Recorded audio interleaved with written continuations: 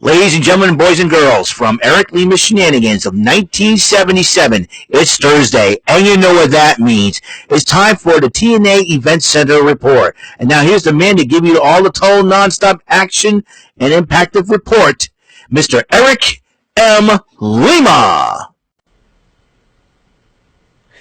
Thank you very much, Mr. Announcer, sir. Well, hello there, everyone. Welcome to yet another episode of Eric Lima Shenanigans, 1977, episode number 2,596, 4 episodes away from 2,600 episodes. How you doing?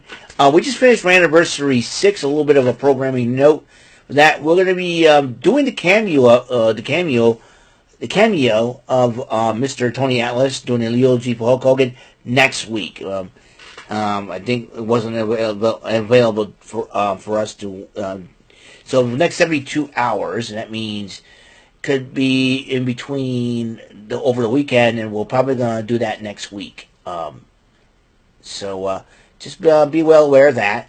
Like I said, like I announced, a couple of things that happened. Retro I'm going to give us DLC that gives us 6 wrestlers.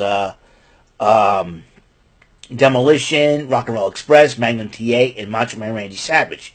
That will be next Thursday, next week. So hopefully, and when we get it, and they upgrade it, and everything else in between. So there's that. Also, Red Sox legend Mike Greenwell unfortunately passed away at the age of 62 due to thyroid cancer, and he's been fighting cancer for the last few months, and unfortunately he has passed on. So rest in peace, Mike Greenwell. You know, a Red Sox legend who started his career in '87 as a rookie, '88, but didn't win Rookie of the Year. But the fact that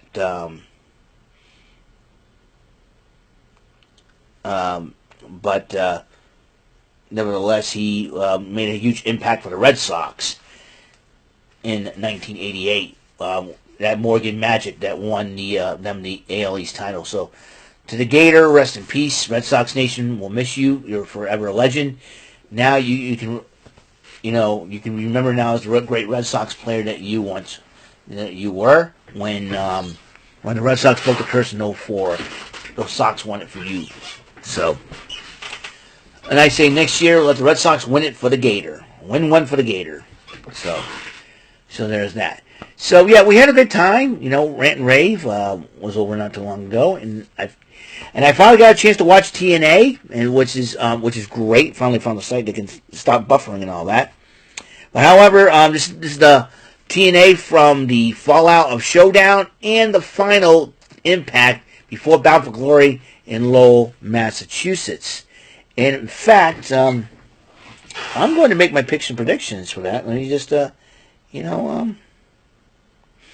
and the Bruins won again. The Bruins are off to a pretty good start. First 2 games, and they ended up winning. Anyways, but before I get to the picks and predictions, let's go to the TNA show. Trick Williams kicks it off. TNA Impact in Edmonton, Alberta, Canada, and he addresses the crowd about his title defense against Mike Santana. Mike Santana responds to Trick Williams. Meanwhile, Tessa Blanchard and Gia Miller cut a promo, and in fact, they were addressing their matchup coming up at Bound for Glory. Meanwhile, Matt Cardona went one-on-one with Ryan Nemeth, and Nick Nemeth was caught getting involved in the match, and the referee ejected him from ringside. Matt Cardona took advantage of the ejection of Ryan's big brother, and ended up winning the matchup. The Rascals had a game plan, as you know. Myron Reed is challenged. In fact, the Rascals, I think they're fighting each other for a number 1. I forget which match is it. The game plan for TNA Bound for Glory. So they figured, they'll hang out in the clubhouse and do their thing. So here we go.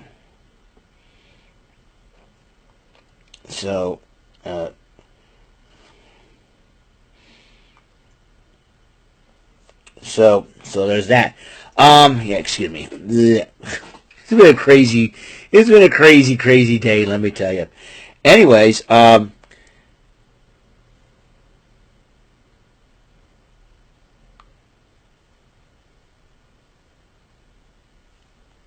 maybe they're going to get involved in the X Division title. Who knows? Well, also, Mara Sade cut a promo on her career as she makes her start in TNA. She was part of the women's TNA team, along with Kaylani Jordan and the Inspiration. Even though they lost, so she'll find out where to go from here. Also, JDC went one-on-one with Mustafa Ali. Special Agent Zero got involved during the matchup and getting ready with the system in Order 4 for a hardcore war. And Mustafa Ali won the matchup. And then they had a Knockouts title contract signing between Kaylani Jordan and Indy Hartwell, but the personal concierge wants to cash in the rematch for the Elegance brand for the TNA Knockouts Championship. And that contract was happening. And not only that, though,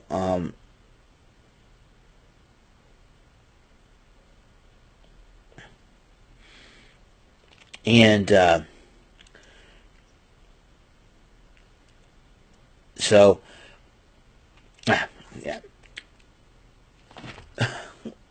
I'm thinking it. Now, I'm looking at so many things here. So, then Kaylani Jordan and Indy Hartwell signed their contract, and that match is happening. So, the Road to Glory, Team 3 and the Hardy Boys now, by virtue of the Hardy Boys' victory at NXT against Dark State for the NXT Tag Team titles, those titles, along with the TNA titles, tag titles, will be put on the line in the tables match against Team 3D. So if Team 3D wins it, they basically can be the best tag team of all time, in my personal opinion. So there's that. Then Leon Slater addresses the Edmonton Crown and Javon Evans, as Leon Slater is determined to keep his X Division championship. Main event, Joe Hendry versus Eric Young, one-on-one, and Eric Young won the match, won a no DQ match using a steel chair. And I'll tell you one thing, I think Eric Young, maybe the last time we saw Joe Hendry in TNA, and Joe Hendry may end up going to WWE via NXT. Meanwhile, the Road to Glory 3 with Mike Santana, Conan gave Mike Santana some words of wisdom, and that's where we're going. And that is, and it looks like Mike Santana is out. I don't know if he's getting back to the LAX roots. If he is, look out, Trick Williams. You're about to get your butt kicked in, son. And speaking of which, we have some the matches for TNA Bound for Glory. I'm going to make my picks and predictions for them right now as we put this away. And I will run down the matches. The pre-show match will be the Knockouts Tag Titles in a rematch. The Inspiration defending it against the Elegance brand with the personal concierge. And the X Division title on the line, Leon Slater versus Javon Evans. That's going to be a heck of a matchup. And then you have a 20-person intergender Call You Shot Gauntlet, where the winner receives a trophy and a contract they can invoke within 1 year for the championship match of their choosing. Tessa Blanchard one-on-one with GM Miller. Frank Kazarian in a rematch for the International Championship against Steve Macklin. The System versus Order 4 in a hardcore war match. Kaylani Jordan versus Indy Hartwell for the Knockouts Championship. The Hardys versus Team 3D in a one final table match for both the TNA and NXT Tag Team titles. And the main event, Trick Williams defending the world title against Mike Santana. And so far, the Call You Shot Gauntlet entrants, Lei Ying Lee will be entering number 1. Mance Warner will be number 20. So who I got here? The tag team match of the Knockouts World Tag Team titles, the Inspiration and the Elegance brand. I'm going with the Inspiration to retain. Leon Slater versus Javon Evans. I got a weird feeling the Rascals are going to get involved in this matchup somehow. And I see Leon Slater retaining the title against in that situation. The Call You Shot Gauntlet. You know what? I'm going to go out on a limb. I think Lei Ying Lee is going to go through the whole gauntlet to win it. So I think Lei Ying Lee is due to get some kind of title shot. Tessa Blanchard versus Gia Miller. I think Blanchard's going to win this one because Victoria Crawford could get involved, but you never know. I cannot underestimate Gia Miller. Frankie Kazarian defending against Steve Macklin. I believe Kazarian will retain. The System versus Order 4 in a 10-person intergender hardcore war. And it will be a 10-person because Moose, both Edwards and JDC and Brian Myers will be involved. And Special Agent Zero has been added to the team of Order 4. I'm thinking the System. I'm trusting the System on this because I did have my picture taken with two of the members, and that'll be Eddie and Alicia Edwards. Keelani Joyner versus Indy Hartwell for the Knockouts title. I think Indy Hartwell is going to win that. The Hardys versus Team 3D. I think Team 3D may take this one. And then Trick Williams versus Mike Santana. I'm going Mike Santana is going to be the champion finally. So, that is it. That is all there is on this episode of Eric Lima Shenanigans of 1977, episode 2596. Tomorrow we'll play some Bullseye, but and we got SmackDown too. But before I go play some Bullseye, I'm going to watch some Bullseye because the Game Show Vault's airing another episode of Bullseye, and personally, I can't wait. You know what? I'm going to watch it to prepare myself when I actually play the bonus island once again to see what strategy is. I know. So I'm kind of excited about this. So I can't wait for it.